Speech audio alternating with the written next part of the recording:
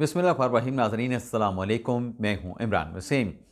नाज़रीन 18 नवंबर है, दिन है मंगल का और साल 2025। प्रोग्राम में सबसे पहले बानी तहरीक इंसाफ इमरान खान से मुलाकात की खबर पर हम बात करेंगे कि आज पाकिस्तान तहरीक इंसाफ के रहनुमा पहुँचे, इमरान खान से मुलाकात करने वाले विज़िटर पहुँचे, मुलाकाती पहुँचे, लेकिन किसी की मुलाकात भी बानी तहरीक इंसाफ इमरान खान के साथ ना हो सकी। 6 लोगों की फ़हरिस्त जमा करवाई गई थी, जिसमें बैरिस्टर गौहर साहब का नाम था, सलमान अकरम राजा का नाम था, अली ज़फ़र का नाम था, नियाज़ुल्लाह नियाज़ी का नाम था, इंतज़ार पंजोथा का नाम था, इरफ़ान खान नियाज़ी का नाम था। लेकिन किसी की मुलाकात अडयाला जेल की इंतज़ामिया की जानिब से बानी तहरीक इंसाफ इमरान खान के साथ नहीं करवाई गई। और ये जो मुलाकातों में तातुल आया है, आज इसी मामले को लेके सलमान अकरम राजा ने सुप्रीम कोर्ट ऑफ पाकिस्तान में एक नाज़रीन पटिशन दायर की है। लेकिन उस पटिशन में, उस CPLA में एक मेरे ख्याल से राजा साहब ने एक गलती की है या फिर गलत बयानी की है। तो ये जो पटिशन लेके सलमान अकरम राजा साहब सुप्रीम कोर्ट ऑफ पाकिस्तान पहुँचे हैं, अब ये जो दरख्वास्त है, इस दरख्वास्त में अदालत उस्मा से क्या कहा गया है, ये डिटेल पे आने से पहले, पटिशन के मंदरजात की तफसीलात आपकी खिदमत में पेश करने से पहले आपको बताते चलें कि जो प्रैक्टिस एंड प्रोसीजर कमेटी है, जिसमें चीफ जस्टिस ज़िया फरीद साहब हैं, जिसमें जस्टिस मुनीब अख्तर साहब हैं, और कमेटी में आज जस्टिस जमाल खान मंदुखेल को भी शामिल कर लिया गया है। इस कमेटी ने इस CPLA इस्लामाबाद हाई कोर्ट के फैसले के खिलाफ जो अपील है, इस अपील की फिक्सेशन का फैसला करना है। इस कमेटी ने ही इस अपील पर बेंच तश्कील देना है कि कौन सा बेंच, कितने रुकनी बेंच जो है सलमान अकरम राजा की बानी तहरीक इंसाफ इमरान खान के साथ मुलाकात से मुतल्लिक इन दरख्वास्त के ऊपर, इस अपील के ऊपर जवाब समाअत करेगा। अब इस अपील में कहा यह गया है कि जो सुप्रीम कोर्ट में हम अपील लेके आए हैं, इस्लामाबाद हाई कोर्ट ने मार्च 2024 में फैसला दिया था बानी तहरीक इंसाफ इमरान खान से मुलाकातों का, जिसमें विजिटर की जो मुलाकातें हैं उनको रेगुलेट कर दिया गया था।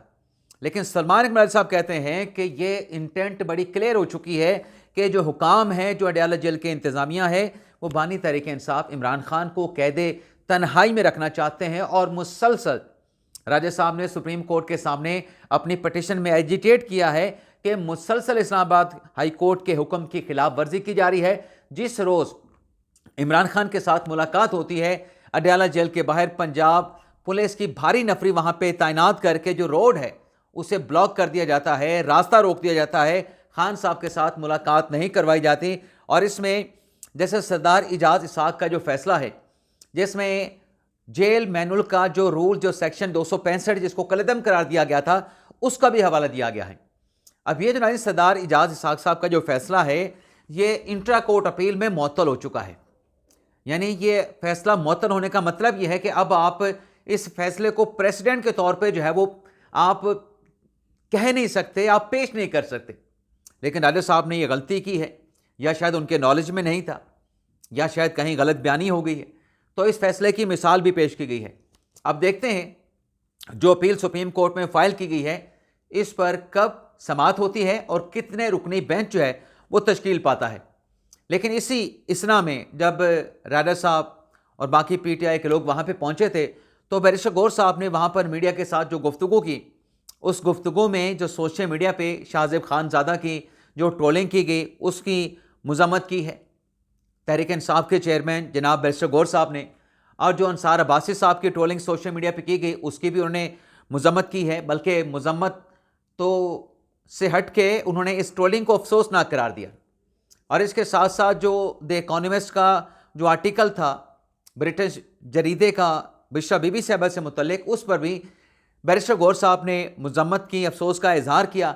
लेकिन एक बात जो उन्होंने की बैरिस्टर गौहर साहब ने, कि अगर बुशरा बीबी साहबा के साथ मुलाकात होती है, जो इस बरतानवी जरीदे के आर्टिकल में बेबुनियाद इल्ज़ामात लगाए गए हैं, बैरिस्टर गौहर साहब का कहना था बुशरा बीबी साहबा से मुलाकात के बाद हतमी फैसला होगा कि आया कि ब्रिटिश जरीदे के खिलाफ कार्रवाई करनी है या कार्रवाई नहीं करनी, तो ये उनसे मुलाकात से मशरूत होगा। तो मुलाकात तो आज नहीं हो सकी।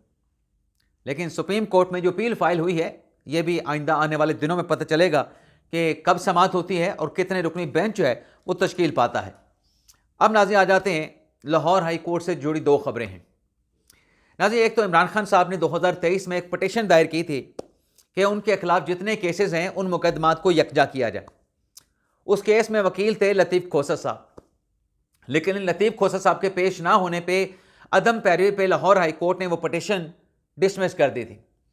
फिर दोबारा उस पटिशन की रेस्टोरेशन के लिए पटिशन दायर की गई, तो उस पर कुछ एतराज़ात लगे कि जो वकालतनामा लगाया गया है वो वकालतनामा उस वक्त का है जब बानी तहरीक इंसाफ इमरान खान गिरफ्तार नहीं हुए थे, जब वो जेल नहीं गए थे।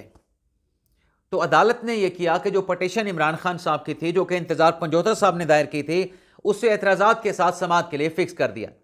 अब लाहौर हाई कोर्ट में क्या हुआ है कि जब यह केस कॉल किया गया चीफ जस्टिस की अदालत में, एक बार केस कॉल किया गया, दूसरी बार केस कॉल किया गया, तीसरी बार केस कॉल किया गया, लेकिन खान साहब का कोई भी वकील जो है इस केस में पेश नहीं हुआ।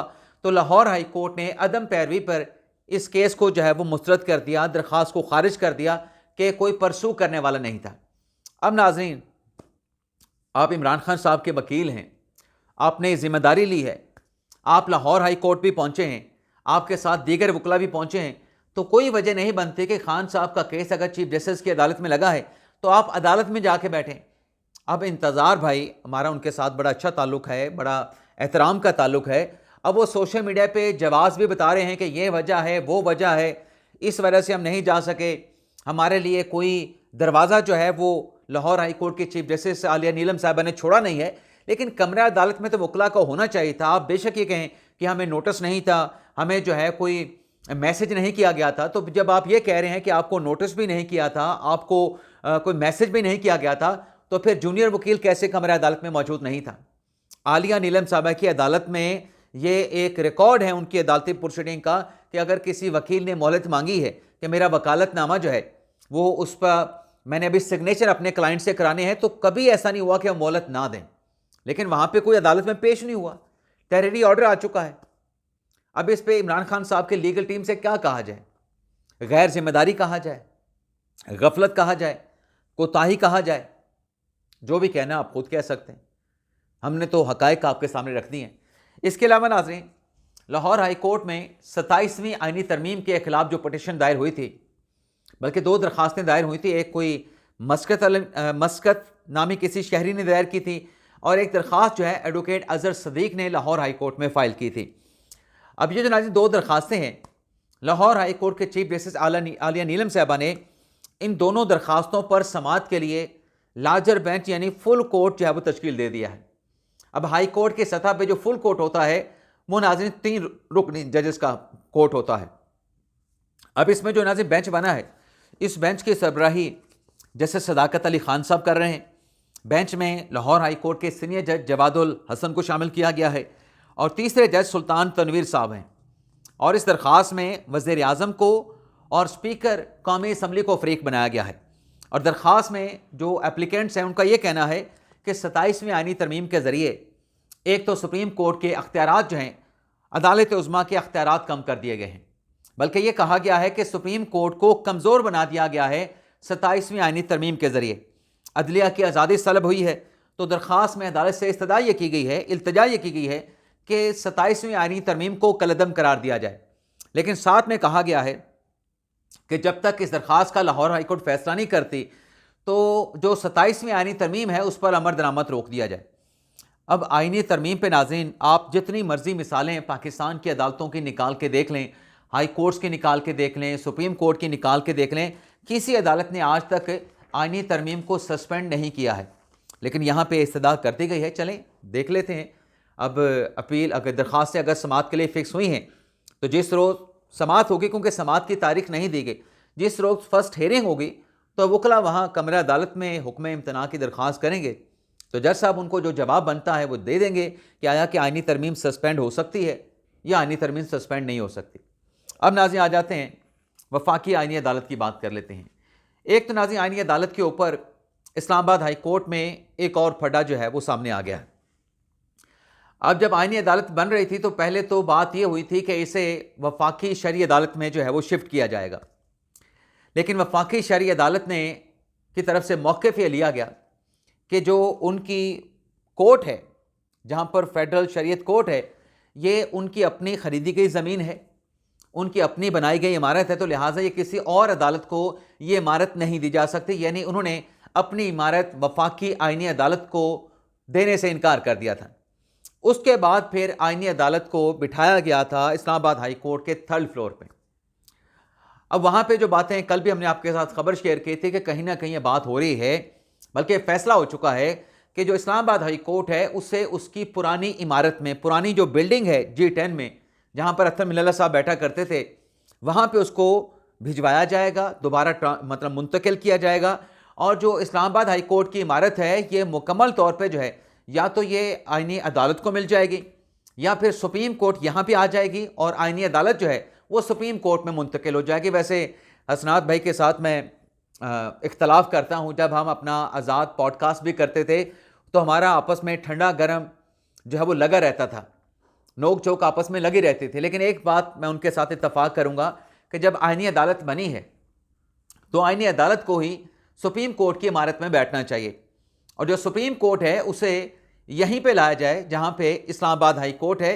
बल्कि अगर कोई लेजिस्लेशन करके, कोई कानून साजी करके ये रास्ता अगर बनता है कि जो सूबाई सतह पे सुप्रीम कोर्ट की रजिस्ट्री हैं उनको एक्टिवेट किया जाए, वहाँ पे बेंचेस बिठाए जाएँ, high court, Lahore high court की अपीलें, सिंध हाई कोर्ट की अपीलें, कोयटा बलूचिस्तान हाई कोर्ट की अपीलें, पेशावर हाई कोर्ट की अपीलें जो हैं वो उनके अपने शहरों में जो सुप्रीम कोर्ट की रजिस्ट्रियाँ हैं वहाँ पे बेंच बने, वहाँ पे समाअत की जाएँ। और जो इस्लामाबाद हाई कोर्ट है वहाँ पर सुप्रीम कोर्ट के 2 से 3 बेंच हों जो इस्लामाबाद हाई कोर्ट के फैसलों के खिलाफ वहाँ पर अपीलें सुन सकें। तो बड़ी आसानी के साथ आप जो फेडरल कॉन्स्टिट्यूशनल कोर्ट है उसे सुप्रीम कोर्ट की इमारत में मुंतकिल कर सकते हैं। लेकिन हुआ यह है कि इस्लामाबाद हाई कोर्ट की बार एसोसिएशन ने इस मुंतकली की मुखालफत की है कि इस्लामाबाद हाई कोर्ट को G10 में मुंतकिल ना किया जाए। लेकिन जो डिस्ट्रिक्ट बार है, वकला की डिस्ट्रिक्ट जुडिशल कॉम्प्लेक्स के जो वकला की तंजीम है, उनकी तरफ से इस फैसले की सपोर्ट की गई है, इस फैसले की हमायत की गई है। अब डिस्ट्रिक्ट बार ये कह रही है कि यह हुकूमत का बड़ा अच्छा फैसला है, हुकूमत के साथ हम तावन करेंगे अगर इस्लामाबाद हाई कोर्ट को मुंतकिल किया जाता है G10 की पुरानी इस्लामाबाद हाई कोर्ट की इमारत में। तो ये एक कंट्रोवर्सी या एक फड्डा जो है वो वकला तंजीमों में, एक हाई कोर्ट बार है, एक तरफ हाई कोर्ट बार एसोसिएशन है और दूसरी तरफ इस्लामाबाद बार है, उनमें दोनों में ये तनाज़ा जो है वो सामने आया है। एक सपोर्ट कर रहा है अदालत की मुंतकली को और एक मुखालफत कर रहा है इस्लामाबाद हाई कोर्ट की G10 में मुंतकली को। लेकिन फैसला फिर क्या होगा? मेरे ख्याल से जिसके पास ताकत होगी, अख्तियार होगा, वो शायद जीत जाएगा। इसके साथ साथ नाज़रीन 2 डेवलपमेंट्स और भी हुई हैं। एक डेवलपमेंट्स मैंने आपको बता दी कि जो प्रैक्टिस एंड पुशर कमेटी है उसको असर-ए-नौ जो है वो तश्कील दे दिया गया है। अब जो खान साहब की अपील है उस पर जो प्रैक्टिस एंड पुशर कमेटी बनी है उसमें मुनीब अख्तर साहब भी आ गए हैं, शामिल हो गए हैं और मंदो खिल साहब भी शामिल हो गए हैं। इससे पहले जो प्रैक्टिस एंड पुशर कमेटी थी, याई अफरी साहब उसके भी चेयरमैन थे, मौजूदा कमेटी के भी चेयरमैन हैं। लेकिन पहले वाली कमेटी के रुकन मंसूर शाह साहब थे और मंसूर शाह साहब के साथ अमीनुद्दीन खान साहब थे। मंसूर शाह साहब जो हैं वो मुस्तफ़ी हो चुके हैं, अमीनुद्दीन खान साहब आईनी अदालत के चीफ जस्टिस बन चुके हैं। तो अब जो कमेटी में 2 मेंबर आए हैं वो जस्टिस मुनीब अख्तर और जस्टिस जमाल खान मंदोखेल साहब हैं। लेकिन इसी तरीके से नाज़रीन जो सुप्रीम जुडिशल काउंसिल है उसको भी असर-ए-नौ जो है वो तश्कील दिया गया है। अब सुप्रीम जुडिशल काउंसिल में पहले याई अफरी साहब शामिल थे, मंसूर शाह साहब थे, मुनीब अख्तर साहब थे, उसमें high court, Lahore high court की चीफ जस्टिस आलिया नीलम साहबा थी, उसमें इस्लामाबाद हाई कोर्ट के चीफ जस्टिस सरफराज डोगर साहब थे। लेकिन 27वीं आईनी तरमीम के बाद जो नई कंपोजिशन बनी है वो नाज़रीन कुछ इस तरीके से है कि चीफ जस्टिस याई अफरीदी सुप्रीम जुडिशल काउंसिल जो जजेस की शिकायत पर जजेस के एहतसाब का, जजेस को अकाउंटेबल ठहराने का आईनी फोरम है, अफरीदी साहब उसके चेयरमैन होंगे। Chief justice federal constitutional court Aminuddin Khan साहब इसके दूसरे रुकन होंगे और इसके अलावा जस्टिस मुनीब अख्तर और जस्टिस हसन अजहर रिजवी और चौथे जो रुकन हैं जो कि दोनों चीफ जस्टिस साहबान ने, याई अफरीदी साहब ने और अमीनुद्दीन खान साहब ने बाहमी मुशावरत करके 5वें जिस रुकन को लगाया है वो जस्टिस जमाल खान मंदोखेल साहब हैं जिन्हें सुप्रीम जुडिशल काउंसिल में शामिल कर लिया गया है। लेकिन इसके साथ साथ जो सुप्रीम जुडिशल काउंसिल है, सुप्रीम जुडिशल कमीशन है, जो जजेस की तकर्री का फोरम है, सुप्रीम का लफ्ज़ मैंने इजाफी कह दिया, जो जुडिशल कमीशन है उसमें जस्टिस आमिर फारूक साहब को शामिल कर लिया गया है। अब जुडिशल कमीशन की कंपोजिशन ये होगी कि पहले कंपोजिशन आपको बता देते हैं। पहले उसमें याह्या अफरीदी साहब थे, उसमें मंसूर शाह साहब थे, उसमें मुनीब अख्तर साहब थे, उसमें मंदोखेल साहब थे और जस्टिस अमीनुद्दीन खान साहब थे। तो ये जुडिशल कमीशन के रुकन थे। अब 27वीं आईनी तरमीम के बाद जो नई कंपोजिशन बनी है, तो याह्या अफरीदी साहब जो हैं वो स्टिल जो हैं जुडिशल कमीशन के चेयरमैन रहेंगे। उनके साथ अमीनुद्दीन खान साहब पहली रो पे आगे हैं, पहली सीट पे आगे हैं। उनके बाद होंगे जस्टिस मुनीब अख्तर साहब, फिर आएंगे जस्टिस हसन अजहर रिजवी साहब, और जो चौथे जज जो नॉमिनेट किए गए हैं जुडिशल कमीशन के लिए वो जस्टिस आमिर फारूक साहब हैं। अब जस्टिस आमिर फारूक साहब के अपने जुडिशल कमीशन के रुकन बनने के ऊपर बहुत सारे आवाज़ें उठाई जा रही हैं, उनको तनकीद की जा रही है, उनको टारगेट किया जा रहा है, निशाना बनाया जा रहा है। लेकिन मेरे ख्याल से ये तवाज़ुन के लिए अगर सुप्रीम जुडिशल काउंसिल में सुप्रीम कोर्ट के 3 जज हैं, मंदोखेल साहब को वहाँ एकोमोडेट किया गया है, तो यहाँ पर मुझे ऐसा लगता है, मेरी असेसमेंट है, आमिर फारूक साहब सीनियर जज हैं, काबिल जज हैं, लायक जज हैं, और अगर किसी ने मुखालफत करनी है तो वो मुखालफत बराए मुखालफत होगी। आमिर फारूक साहब जो हैं इस्लामाबाद हाई कोर्ट में चीफ जस्टिस थे, तो इमरान खान साहब के 2 केसेस में, बल्कि 3 केसेस में उनको रिलीफ दे के आए थे।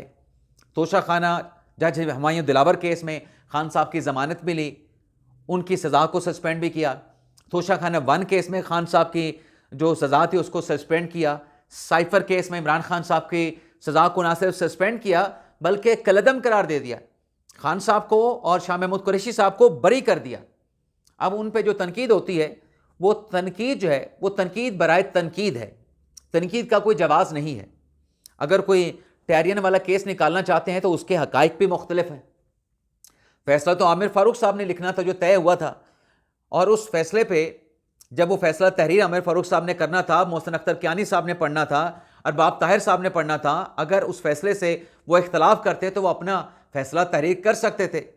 लेकिन आमिर फारूक साहब के फैसला तहरीर करने से पहले वो फैसला कैसे लिखा गया, वो फैसला कैसे पब्लिक हो गया, अमेरिका तक, शाहीन सभाई तक वो फैसला कैसे पहुंच गया, ये भी नाज़रीन एक पूरा जो है मतलब एक कहानी है कि ये सब कुछ हुआ कैसे, एक पूरी मिस्ट्री है। तो आमिर फारूक साहब लायक जज हैं, फाइक जज हैं, काबिल जज हैं, तो उन्हें जो है वो सुप्रीम जो जुडिशल कमीशन है जजेस की तकर्री का, उसका जो है वो रुकन बना लिया गया है। लेकिन आमिर फारूक साहब के जुडिशल कमीशन के रुकन बनने पे जो चीखें निकली हैं नाज़रीन, वो चीखें भी सुनने के लायक हैं। इजाज़त चाहते हैं नाज़रीन, अल्लाह हाफ़िज़।